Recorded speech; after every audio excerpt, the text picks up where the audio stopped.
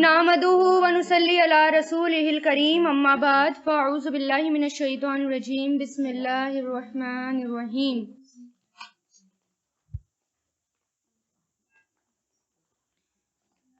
وما منع اور نہیں منع کیا روکا ناسا لوگوں کو ان یؤمنوا کہ وہ ایمان لے آئیں اذ جاءہم جب آ گئی ان کے پاس الہدا ہدایت مگر یہ کہ انہوں نے کہا ابعث اللہ کیا بھیجا ہے اللہ نے کوئی ایک انسان بشرن ایک انسان رسولن رسول بنا کر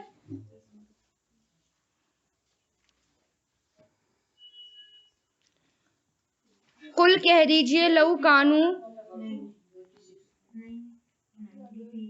یعنی لوگوں کو ایک رسول آیا اور لوگوں کو کیا کہا گیا تھا کہ ایمان لے کر آؤ ان کو روکا نہیں گیا تھا لیکن انہوں نے کیا کہا کہ اللہ تعالیٰ نے ایک رسول جو ہے وہ بشر بنا کر بھیجا ہے ایک انسان بنا کر بھیجا ہے کوشچن اس بات پر کہ ایسا کیسے ہو سکتا ہے یعنی تانا بھی مذاق بھی رسول ایک انسان کیسے ہو سکتا ہے اور سورہ کہف کی آخری آیتوں میں کیا ہے کہ کہہ دو کہ میں بھی ایک بشر ہوں تم جیسا لیکن آج بھی کمال کی بات یہ ہے کہ جیسے ہی جاہلیت کے زمانے میں لوگ مطالبے کرتے تھے ایسا کیسے ہو سکتا ہے رسول جو ہے وہ بشر نہیں ہو سکتا انسان نہیں ہو سکتا آج بھی ایسے کہتے ہیں کہ محمد صلی اللہ علیہ وسلم ایک نور ہے وہ بشر کیسے ہو سکتا ہے جبکہ وہ خود کہہ رہے ہیں کہ میں بشر ہوں صرف اتنا فرق ہے کہ مجھ پر وحی کی جاتی ہے وحی نازل ہوتی ہے باقی نور تو نہیں تھے نا خود کہہ رہے ہیں بار بار اللہ تعالیٰ اس میں کہہ رہے ہیں کہ وہ بشر ہیں سورہ کہف کی آخری آیتوں میں بشر ہیں تو وہ بھی حیرانی کرتے تھے کہ اچھا ایسے کیسے ہو سکتا ہے ایک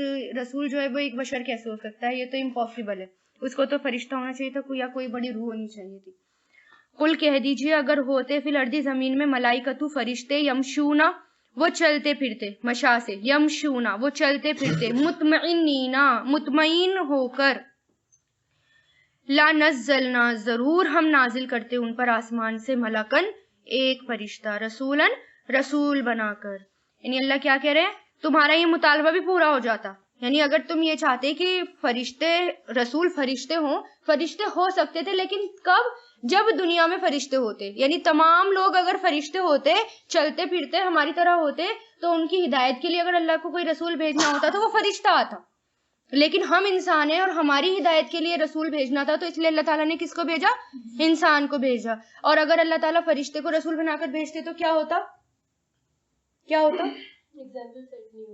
ایگزامپل سیٹ نہیں ہو پاتا اور لوگ کہتے وہ تو فرشتے تھے وہ اس لیے انہوں نے کر لیا ہمارے بس کی بات نہیں ہے وہ فرشتے تھے اور فرشتے اور کہاں انسان پھر یہ ہوتا نا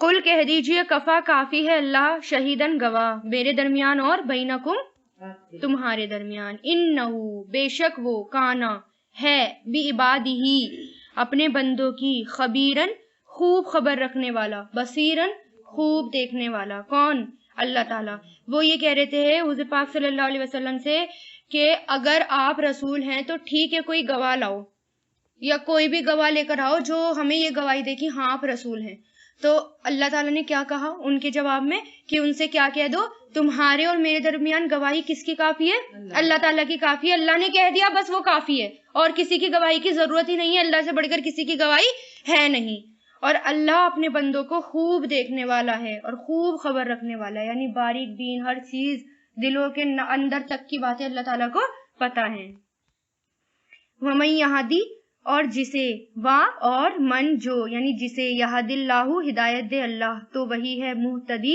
ہدایت پانے والا مہتدی کیا ہے یہ فاعل ہے ہدایت پانے والا ومن یضلل اور جسے بھٹکا دے فلن تو ہرگز بھی نہیں تجیدہ آپ پائیں گے لہم ان کے لیے اولیاء کوئی مددگار کوئی دوست من دونہ اس کے سوا کس کے سوا اللہ تعالیٰ کے سوا یعنی جسے اللہ تعالیٰ ہدایت دے دے سب سے زیادہ ہدایت والا وہی ہے جسے اللہ ہدایت دے دے اور جسے اللہ تعالیٰ بہکا دے اب اس کو کوئی طاقت نہیں ہے جو اس کی دوست بن جائے یا جو اس کو سیدھے راستے پر لے آئے اللہ تعالیٰ کے علاوہ وَنَحْشُرُهُمْ اور ہم جمع کریں گے حشر مطلب جمع کرنا اکٹھا کرنا ہم جمع کریں گے انہیں قیامت کے دن علی وجوہہم ان کے چہروں کے بل، وجوہہم سب اپنے چہروں کے بل آئیں گے، بھاگتے ہوئے سیدھے، ادھر ادھر مڑ ہی نہیں پائیں گے وہ، امین اندھا، و بکمن اور گونگا، و سمن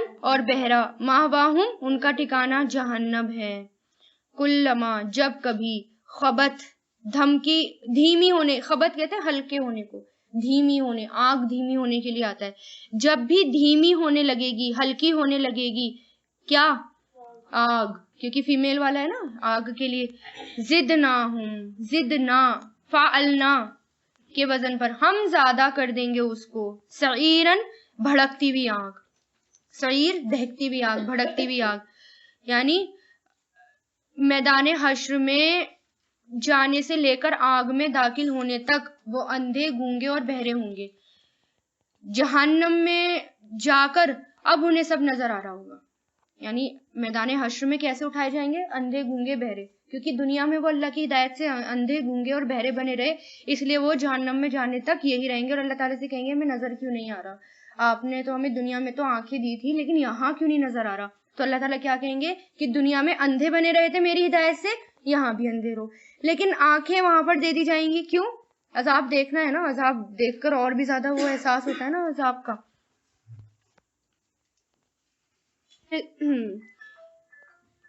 جب یہ والی آیت نازل ہوئی تو حضور پاک صلی اللہ علیہ وسلم سے صحابہ کرام نے دریافت کیا کہ کافر منہ کے بل کیسے چلے گا؟ آپ نے فرمایا جس خدا نے اس کو ٹانگوں کے بل چلایا کیا وہ اس کو منہ کے بل نہیں چلا سکے گا؟ ان کافروں کا ٹھکانہ دوزخ ہوگا، جب دوزخ کی آگ ذرا دھیمی ہونے لگے گی تبھی اس کو بھڑکا دیا جائے گا، مطلب یہ کہ جب بھی ان کے کھالے اور گوشت جل جائے گا اور آگ دھیمی پڑے گی تو دوبارہ ان کو نئی کھال اور گوشت پہنا دیا جائے گا اور اس ایندھن سے آگ بھڑک اٹھے گی اور اس طرح وہ برابر سزا میں رہیں گے۔ یعنی کس قدر آگ میں تو یہ ہے کہ یہاں پر اگر آگ میں انسان جلنا شروع ہوتا ہے تو فوراً وہ بجھا دی جاتی ہے، وہ آگ بجھ جاتی ہے، یا پھر انسان مر جاتا ہے، ٹھیک ہے، یا اپنے آپ بجھ جاتی ہے، دھیمی ہونے لگتی ہے، لیکن وہاں کی آگ تو دھیمی ہی نہیں ہونے دیں گے اللہ تعالیٰ، استغفر اللہ۔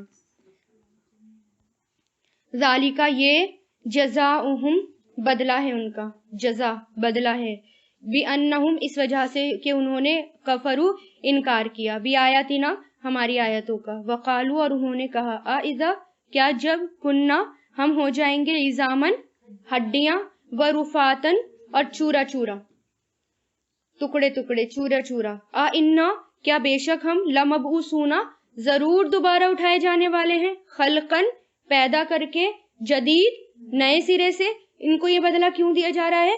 یہ اتنی بڑی آفت کیوں آئی ہے ان کے اوپر؟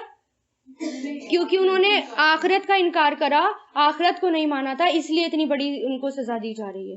تو آخرت برحق ہے اور اس کو ماننا ہے، 100% اس پر یقین ہونا چاہیے، شک بھی نہیں کرنا اس پر۔ تو اولم اور کیا جب اور کیا نہیں، یرون انہوں نے دیکھا، بے شک اللہ الذی وہی ہے جس نے پیدا کیا آسمان اور زمین کو، قادرن وہ قادر ہے، اللہ اس پر کے، یخلقا وہ پیدا کر دے، مثلہم ان کے مثل، وجعلا اور اس نے بنایا ان کے لیے، اجلن ایک مقرر وقت، لا ریب فیہ نہیں کوئی شک اس میں، فابا تو اس نے انکار کیا، کس نے؟ ظالمون ظالموں نے، تو انکار کیا ظالموں نے، اللہ سوائے کفورن کفر کرنے کے، یعنی وہ یہ کہہ رہے ہیں نا ہم دوبارہ چورا چورا کر کے کیسے اٹھائے جائیں گے، تو اللہ تعالیٰ کیا کہہ رہے ہیں کہ اپنی زمین اور آسمان اتنی بڑی نشانیاں نہیں دیکھ رہے ہو؟ آسمان اور زمین جب اللہ تعالیٰ نے وہ بنا دیا اور اس کو بار بار بنانے پر قادر ہے تو کیا وہ تم کو دوبارہ زندہ نہیں کر سکتا؟ بلکہ زندہ بھی کرے گا، اور ایک مقرر وقت بھی ہے جو اس نے سیٹ کر رکھا ہے، قیامت کا وقت، جب سب اس کے سامنے آئیں گے، جس میں کوئی شک نہیں، لیکن ظالموں نے ان سب کی بات کا انکار کر دیا۔ قل کہہ دیجئے اگر تم تملکونا مالک ہوتے، خزائنہ خزانوں کے، رحمتی رحمت کے، ربی میرے رب کی، اذا تب، لَأَمْسَكْتُمْ تو ضرور روک لیتے تم، مسکم روکنا، ضرور روک لیتے تم، خشیتا ڈر سے، انفاق خرچ کرنے کے، وکانا اور ہے انسان، قطور بہت زیادہ کنجوس، یعنی کنجوس اور مال کو خرچ کرنے سے روکنے والے کو بھی کے لیے بھی آتا ہے، یعنی خود تو کنجوس ہے ہی لیکن دوسروں کو بھی وہ خرچ نہیں کرنے دے رہا، اس کے لیے قطور آتا ہے. وہ بہت کنجوس ہوتا ہے نا، ایک تو خود بھی نہیں کر رہا اور دوسروں کو بھی نہیں کرنے دیتا، تو اس کی کنجوسی آپ سوچ لیجئے کس لمٹ تک ہے، اس لیے اس کے لیے قطور آیا ہے. بھلے ہی وہ خزانے کے مالک ہوتے. تو اللہ تعالیٰ کیا کہہ رہے ہیں کہ یہ تو اللہ تعالیٰ کی رحمت ہے کہ اللہ تعالیٰ سب کو دیتا ہے، لیکن اگر اللہ تعالیٰ ان کو دیتا تو وہ کیا کرتے؟ اگر یا اللہ تعالیٰ ان کو مالک بنا دیتا یا خرچ کرنے کے لیے تو وہ کیا بن جاتے؟ قطورن. کیونکہ انسان ہے ہی کنجوس، تو وہ سب کو نہیں دے سکتا، صرف وہی دے سکتا ہے جس کے اندر اللہ کا ڈر ہو، اور جس کے اندر اللہ کا ڈر نہیں ہوتا پھر اس کے اندر سب چیزوں کا ڈر ہوتا ہے، کہیں میرا مال ختم نہ ہو جائے، کہیں میری اولاد ضائع نہ ہو جائے، کہیں میری، بس وہ ہر بات میں ڈرتا رہتا ہے، بس وہ پھر اللہ سے نہیں ڈرتا، بس وہ خرچ اللہ کی راہ میں خرچ کرنے سے ڈرتا ہے. وَلَقَدْ اور در حقیقت آتینا، اچھا جو خرچ، جس کے پاس پیسے آتے ہیں اور وہ خرچ بھی نہیں کرتا تو کیا انجام ہوگا اس کا.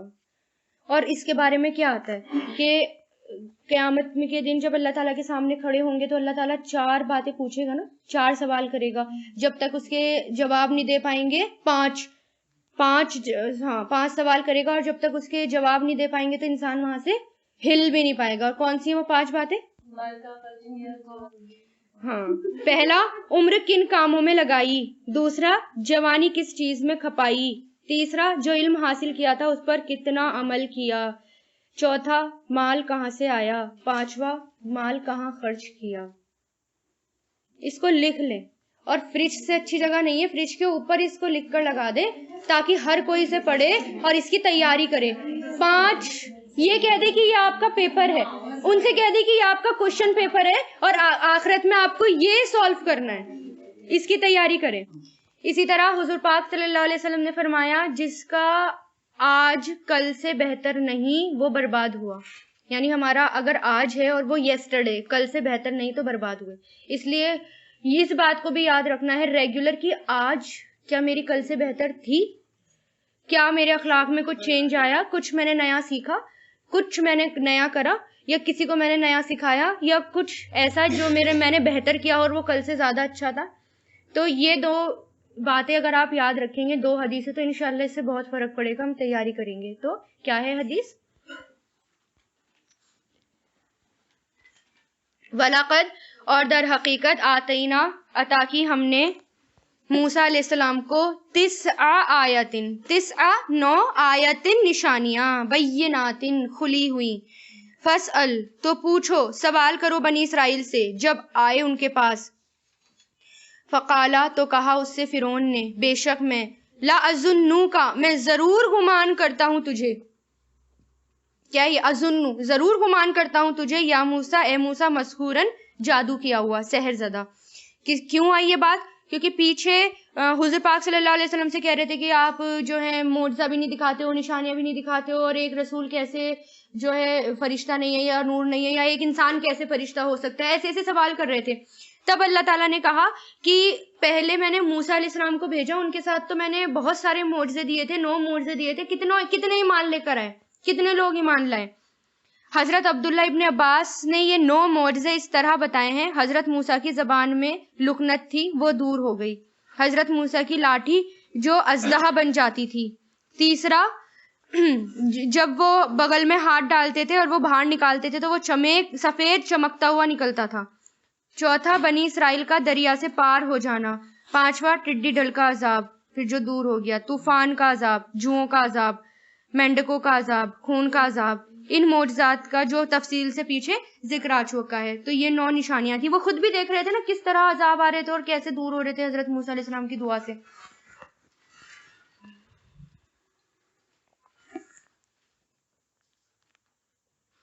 اور کچھ مفسرین کہتے ہیں کہ یہ جو موسیٰ علیہ السلام کی جو یہ 9 معجزات تھے، یہ 9 احکام تھے. شرک نہ کرنا، چوری نہ کرنا، زنا نہ کرنا، ناحق قتل نہ کرنا، جادو نہ کرنا، سود نہ کھانا، اور بے قصور کو نہیں پکڑنا کہ حاکم اسے قتل کر دے، اور پاک دامن عورتوں پر زنا کی تہمت نہ لگانا، اور میدان جہاد سے مقابلے کے وقت نہ بھاگنا.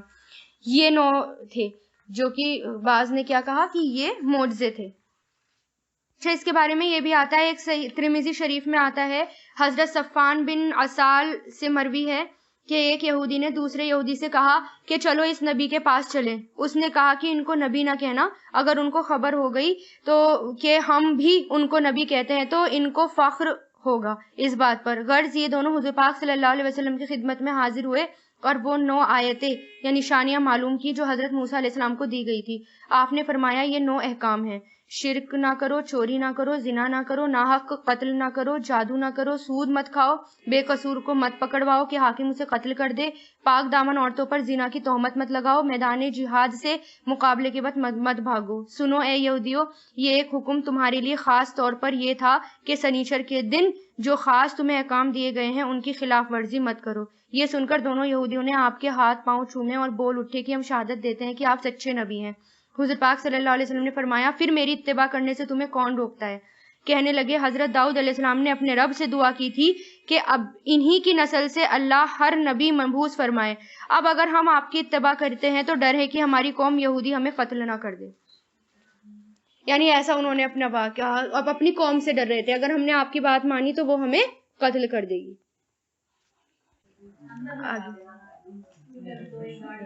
قالا کہا در حقیقت علمتا تم جانتے ہو نہیں ہم نے نازل کیا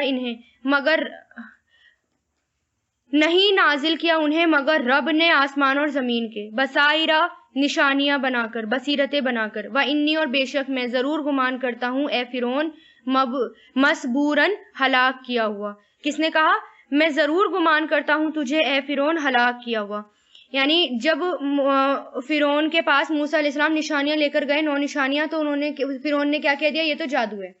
تو پھر موسیٰ علیہ السلام نے کیا کہا کہ اسے اللہ تعالیٰ نے بنایا ہے، یہ اللہ تعالیٰ کی نشانیاں ہیں. اور کون ہے اللہ تعالیٰ؟ پھر انہوں نے اس کی اللہ تعالیٰ کا تعارف بھی کرا دیا جو رب ہے آسمان اور زمین کا. اور یہ بصیرتیں ہیں، یہ جو نشانیاں یہ کیا ہیں؟ یہ بصیرتیں ہیں. اور میں تجھے ضرور ہلاک کیا ہوا سمجھتا ہوں.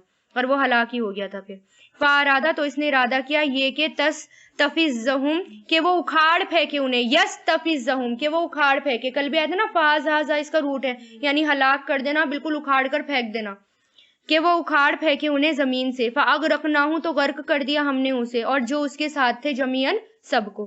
کس کو؟ یعنی آل فرعون کو اللہ تعالیٰ نے سب کو غرق کر دیا. وقلنا اور ہم نے کہا اس کے بعد بنی اسرائیل کو اسکنو ٹھہرو زمین میں، بسو ٹھہرو، اسکنو سکنا زمین میں. پھر جب آ جائے گا وعدہ آخرت کا، جینا ہم لے آئیں گے تم پر لفیفن اکٹھا کر کے.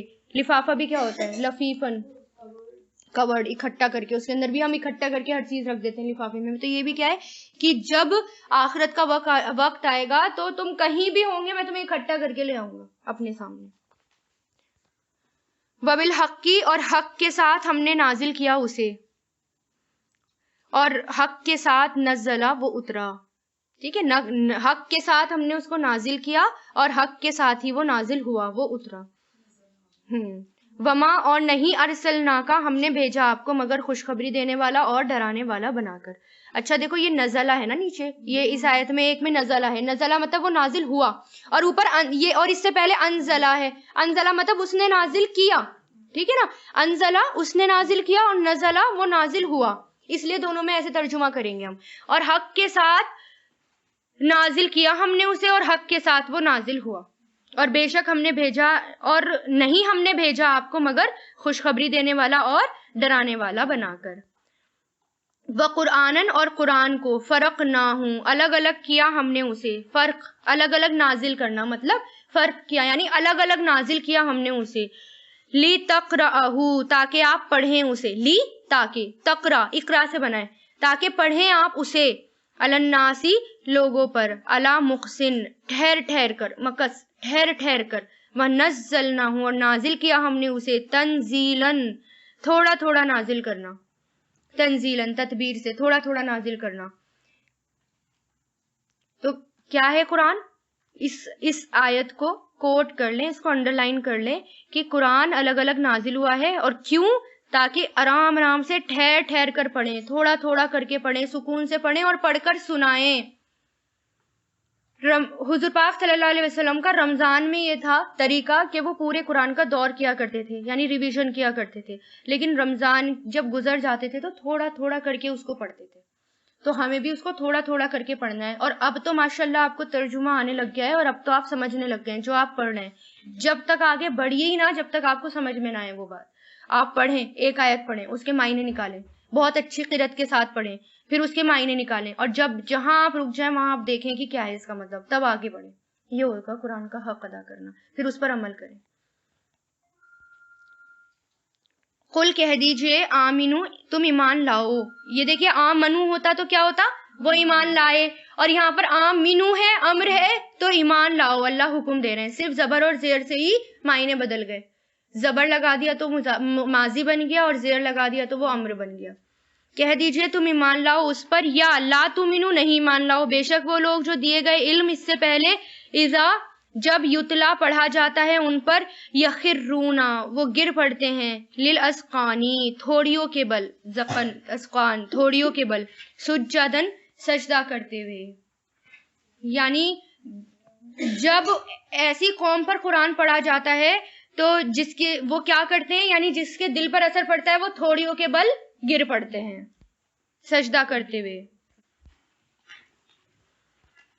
وَيَقُولُونَ اور وہ کہتے ہیں، سبحانہ پاک ہے، رب بنا ہمارا رب، نہیں بے شک وعدہ اللہ کا، بے شک ہے وعدہ رب بنا ہمارے رب کا، لَمَفْعُولًا ضرور پورا ہو کر رہنے والا. کون سا وعدہ؟ قیامت کا. وَيَخِرُّونَ اور وہ گر پڑتے ہیں، لِلْأَذْقَانِ تھوڑیوں کے بل، یبکون روتے ہیں، وَيَزِيدُهُمْ اور بڑھا دیتا ہے انہیں، خشوعاً خشوع میں. یعنی قرآن پڑھنا، قرآن پڑھنے میں آپ کے جذبات سامنے آنے چاہیے. آپ کو پتا ہے نا جتنے بھی صحابہ کرام تھے کس قدر روتے تھے جب قرآن پڑھا جاتا تھا، ان کی داڑھی گیلی ہو جاتی تھی رو رو کر، اور ہماری آنکھوں میں آنسو ہی نہیں آتے.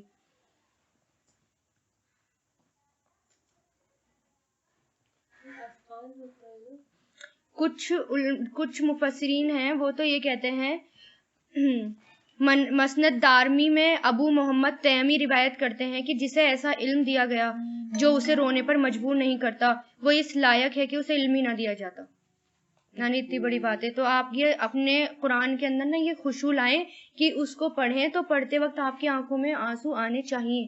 وہ تبھی آئیں گے جب آپ اس کے اندر پورا گھس جائیں گے، اس کی روح کو مطلب اس کو پورا اپنے اندر اتاریں گے. اب جیسے نجاشی ہے، نجاشی پورا آپ کی سیرت میں آئے گا کہ کس طرح باتیں ہوئی تھی دربار میں. اور جب نجاشی کے پاس قرآن پیش کیا گیا تھا، حبشہ میں ہجرت کر کے گئے تھے نا مسلمان، اور حبشی کے سامنے، نجاشی بادشاہ کے سامنے، اور وہ قرآن پڑھ کر سنایا گیا اور سورہ مریم پڑھ کر سنائی گئی، تو وہ کتنا رویا، اتنا رویا وہ کہ اس کی داڑھی تک بھیگ گئی. اور اس نے کہا کہ تمہیں اب یہاں سے کوئی نہیں نکال سکتا، تمہیں کوئی وربل ابیوز بھی نہیں کر سکتا، نہیں تمہیں کوئی گالیاں تک بھی نہیں دے سکتا، نکالنا تو دور کی بات، اب تم یہاں پر امن سے رہو، کیونکہ مکہ میں ستائے جا رہے تھے مسلمان. یہ حال ہے قرآن کا. اور حضور پاک صلی اللہ علیہ وسلم بھی رویا کرتے تھے.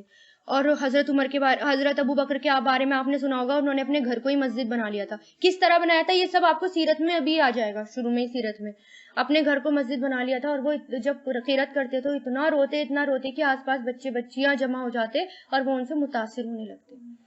اس لیے قرآن کی قرات اچھی کریں اور بہت خوش آواز کے ساتھ قرآن کو پڑھیں، اور بلند آواز سے پڑھیں، اور معنوں کے ساتھ پڑھیں. مطلب جو آپ پڑھ رہے ہیں آپ کو سمجھ میں آنا چاہیے، پھر دیکھیں آپ کی خشوع کیا ہوگی، پھر آپ کو کوئی روک ہی نہیں سکتا، آپ کو اپنے آپ ہی رونا آئے گا. قل کہہ دیجئے ادعوا اللہ، پکارو اللہ کو، عبد الرحمن یا پکارو رحمان کو، ایامن جس نام سے بھی تدعو تم پکارو گے اسی کے لیے ہیں اسماء الحسنی، نام اچھے اچھے. ولا تجہر اور نہیں آپ بلند کرو، بھی صلاتی کا اپنی نماز میں، ولا اور نہ ہی تخافت آپ پست کرو اسے، وابتغی اور اختیار کرو، تلاش کرو درمیان اس کے راستہ. کیا ہے اس کا مطلب؟ اللہ تعالیٰ کے اتنے اچھے اچھے نام ہیں، اتنے اچھے نام ہیں، اللہ کے نام کو اس سے پکارو. اللہ تعالیٰ کو پسند ہے انسان اس اللہ کا نام لے کر اللہ کو پکارے. تو جتنے بھی جب بھی آپ دعا کریں تو اللہ کے اچھے اچھے نام لیں اور اس کے بعد پکاریں، کیونکہ آپ یہ دیکھو نا، جو نام مجھے پسند ہے اگر آپ مجھے اس نام سے پکارو گے تو مجھے بھی خوشی ہوگی، اور میں خاص طور سے اس کی طرف دیکھوں گی کہ کس نے مجھے اتنے اچھے نام سے پکارا. تو اللہ تعالیٰ کے اچھے اچھے نام ہیں، ان کو پکارو، دعا میں اللہ کے نام پڑھو، بالکل عاجزی سے پکارو. یعنی میں پکار رہی ہوں اللہ کو بالکل تڑپ کے، جیسے ماں کو بچہ پکارتا ہے تڑپ کے، ہے نا. تو اچھے اچھے نام سے پکارے اور پھر دیکھیں اللہ آپ کی سنتا ہے یا نہیں سنتا. اللہ ضرور سنے گا. اور پھر یہ کہ جب آپ نماز پڑھیں تو نہ تو اپنی آواز کو بہت بلند کریں اور نہ ہی اپنی آواز کو بہت نیچے کرے. ایک بار حضور پاک صلی اللہ علیہ وسلم رات کے دورے کے لیے نکلے تو انہوں نے, وہ کس کے گھر کے آگے سے نکلے تھے؟ حضرت ابو بکر اور حضرت عمر کے گھر کے آگے سے. تو انہوں نے دیکھا کہ حضرت عمر جو ہیں وہ بلند آواز سے قرات کر رہے تھے اور حضرت ابو بکر بہت پست آواز سے قرات کر رہے تھے, یعنی رات کا قیام. تو جب صبح حضور پاک صلی اللہ علیہ وسلم کے پاس آئے دونوں, تو حضور پاک صلی اللہ علیہ وسلم نے کیا فرمایا؟ ان دونوں سے پوچھا, وجہ پوچھی. حضرت عمر سے پوچھا کہ تم اتنی تیز آواز میں قرات کیوں کر رہے تھے؟ تو انہوں نے کیا کہا کہ میں سونے والے کو جگا رہا تھا. اسی طرح اور شیطان کو بھگا رہا تھا. اسی طرح حضرت ابو بکر سے پوچھا تو حضرت ابو بکر نے کہا کہ مجھے جس کو سنانا تھا اس نے سن لیا, وہ پست آواز بھی سن لیتا ہے اللہ تعالیٰ. تو اس پر حضور پاک صلی اللہ علیہ وسلم نے کیا کہا کہ عمر تم اپنی آواز تھوڑی نیچے کرو اور ابو بکر تم اپنی آواز تھوڑی بڑھا لو, یعنی درمیانہ, دونوں درمیانی لیول پر آ جاؤ. تو ہمیں ایسا بھی نہیں کہ بالکل ہم کیا کہہ رہے ہیں ہمیں خود کو ہی نہیں پتا چلا, من میں پڑھ رہے ہیں, ایسا نہیں ہونا چاہیے. تھوڑی سی آواز لیکن بہت تیز بھی نہیں کہ سامنے والا سن لے. نماز میں